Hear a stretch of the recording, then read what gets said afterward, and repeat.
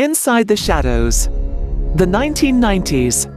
Kuki ethnic violence and the secret struggle for survival. A special investigative report by Zalengam Media.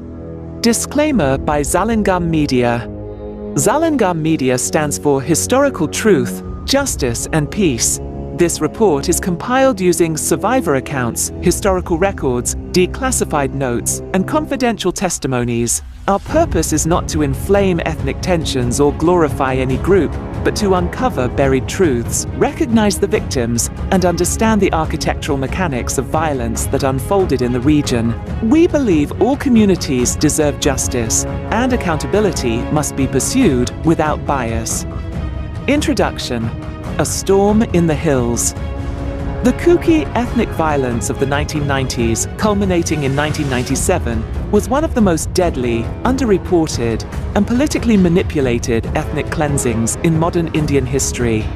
What began as growing tensions between Kuki and Naga armed groups escalated into a calculated campaign of violence, mass displacement, and political betrayal.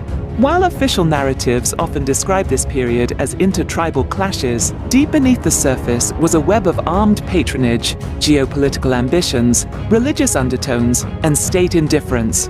This report reveals the top-secret elements surrounding that dark period. 1. The rise of the NSCN-IM, the spark before the wildfire. By the late 1980s, the National Socialist Council of Nagalim, Isak Muiva, NSCN-IM, had emerged as a dominant armed group advocating for a greater Nagaland, or Nagalim, an irredentist map that sought to incorporate large portions of Kuki-inhabited hills of Manipur, Assam, Nagaland, and parts of Myanmar. The Kuki tribes were perceived as obstacles to this expansionist dream. In secret meetings held in Camp Hebron and deep inside Myanmar, NSCN-IM leaders allegedly drew cleansing maps, identifying villages that needed to be reoriented or eliminated. Kuki chiefs who refused to abandon ancestral authority or recognize Naga political dominance became immediate targets. This set the stage for the systematic Kuki genocide, which began in 1992 and continued till 1997. 2. The hidden role of the Indian state. Silence, surveillance, and strategy. Declassified reports now show that New Delhi was fully aware of the rising tensions, but adopted a policy of strategic silence. With NSCN-IM already in secret ceasefire talks from 1995 onwards, Central Intelligence agencies reportedly monitored the massacres without intervening. Some sources allege that India's Research and Analysis Wing, RAW, had hoped to use NSCN-IM as a counterweight against Chinese influence in the northeast and prioritized negotiations over tribal safety. State actors in Manipur, dominated by Valley elites, also allegedly manipulated relief distribution, turning a blind eye to Kuki refugee suffering, while quietly supporting pro-NSCN factions in Naga regions. This geopolitical chessboard left the Kukis completely vulnerable, attacked, abandoned, and voiceless. 3rd. Timeline of massacres. A grim catalogue of horror. Between 1992 and 1997, more than 360 Kuki villages were attacked, and over 1,000 Kukis were brutally killed, including women and children. Some of the worst massacres included Gelnel, 1993, 88 Kukis killed in a single day. Lonpi, 1993, entire village annihilated. Women gang raped before being burnt.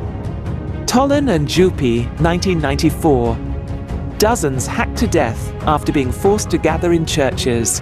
Mombi and Nungtut, 1996 to 97. Orchestrated house-to-house slaughter. Eyewitness accounts mention ritualistic execution methods, with NSCN-IM cadres forcing villagers to convert or flee, threatening the very soul of Kuki identity. 4th. Religious undertones. The hidden war of souls. While NSCN-IM's movement was political, it also bore strong religious overtones. As a group that declared Nagaland as a Christian theocratic state, they saw Kuki traditional chiefs and animist Christian syncretism as backward and obstructive.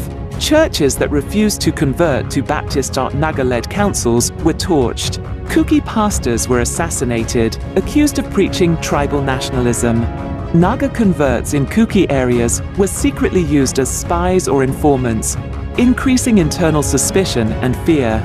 This made the conflict not just political or ethnic, but existential and spiritual. The architects of Kuki resistance, formation of Kuki armed groups.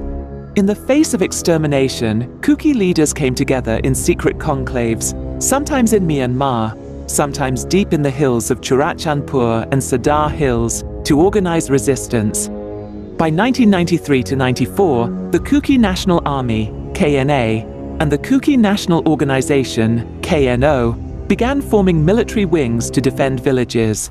These groups declared the protection of Kuki lives and land as divine duty.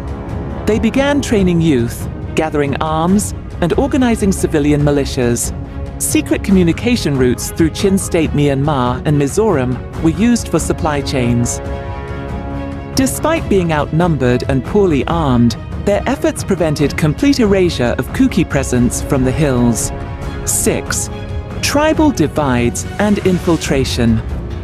It must be acknowledged that not all Naga communities, sometimes NSCN-IM's campaign, in fact, Zaliangrongs, Tangshangs, and sometimes Tangkuls, dissented from the group's extremism. Many Kuki survivors recall being warned or sheltered by moderate Nagas who rejected genocide. However, NSCN-IM successfully planted informants among both Kukis and Nagas, weakening resistance and causing internal suspicion and factionalization. This divide-and-rule approach prolonged the conflict and delayed any possible reconciliation. 7. Secret arms networks and international ties. By 1996–97, Kuki armed groups began acquiring arms from Kachin Independence Army in Myanmar, Chin ethnic groups like the Chin National Army (CNA), black market arms dealers via Mizoram, Bangladesh, and Manipur's porous borders. There were even rumors of secret training sessions in Thailand and India's own northeast, facilitated by diaspora sympathizers. These sources balanced the firepower asymmetry, forcing NSCN-IM to scale down its genocidal operations. 8. Civilian impact and lasting trauma. By 1997, the scale of devastation was unimaginable.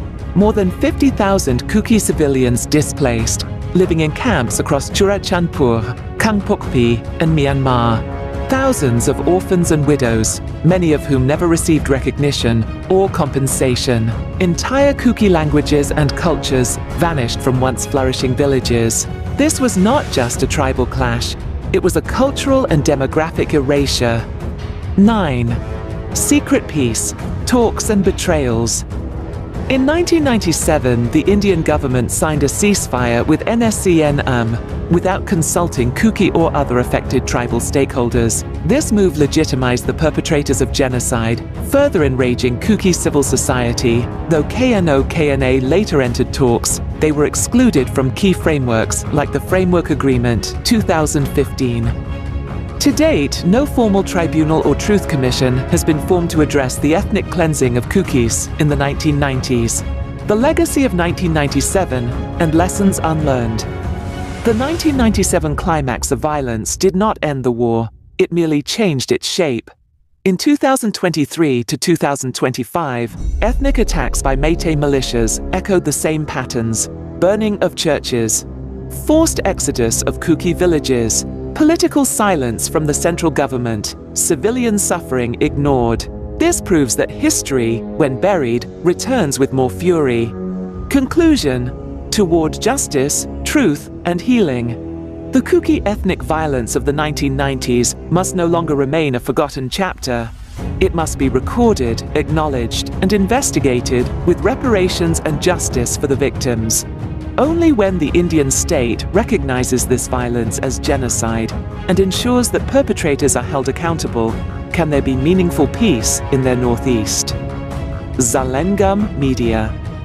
Final note: We call upon historians, journalists, human rights advocates, and tribal organizations to document testimonies, archive evidence, and resist the erasure of truth. Silence is complicity. Justice is overdue.